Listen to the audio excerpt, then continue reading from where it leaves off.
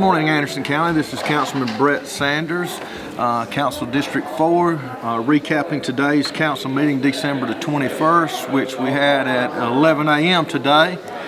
It's our last council meeting of the year unless something arises, we have to call a special meeting in session. This year, you'll have to excuse the noise in the background. There's a lot of people in and out of the courthouse today. All right, today we had three first reading ordinances.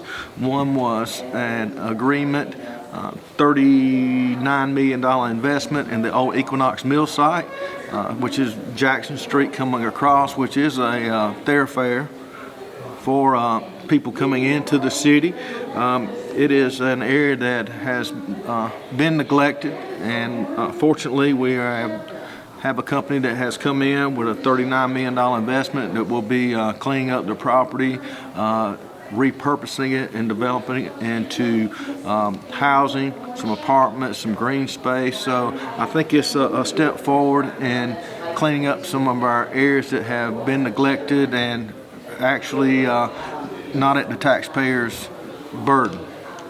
Another first reading was just a multi-site county agreement with Greenville County, which allows us and Greenville to participate reciprocally, and Anderson County will receive 1% of any of the tax revenues generated on such project. There was also an $8.65 million project with Old Dominion that's going on Hurricane Creek Road. It will create 27 jobs and an average pay of $28 per hour.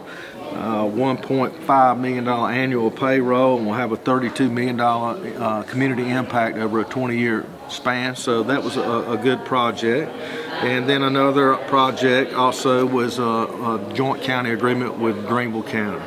Ordinance third reading, we had an agreement or reading on 126 unit housing and apartment complex, also some commercial in the city of Anderson.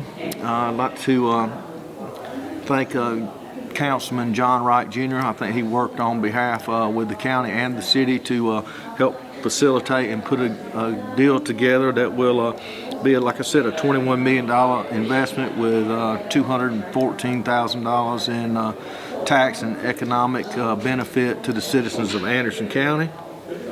We also had an ordinance third reading with a joint relationship, or the joint industrial park with Oconee County, and this will allow Oconee County to capitalize on any state incentives or any opportunities that's out there for them, and also the county will participate in the 1% of the tax revenues generated.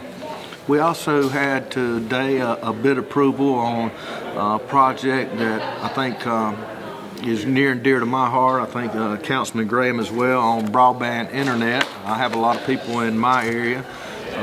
In Anderson County has a lot of areas that aren't being serviced with broadband. We entered into a request for proposal with Upstate Fiber in Western Carolina to actually do a study to determine the areas and the needs, which will allow us to get ahead of the game on some of the federal and state monies coming down for broadband. And we've used some other grants and things as well we've worked on, and I think this will allow us to get a head start on some of the other counties or states on monies that's available, and hopefully we can start seeing some progress, well-needed progress in our internet.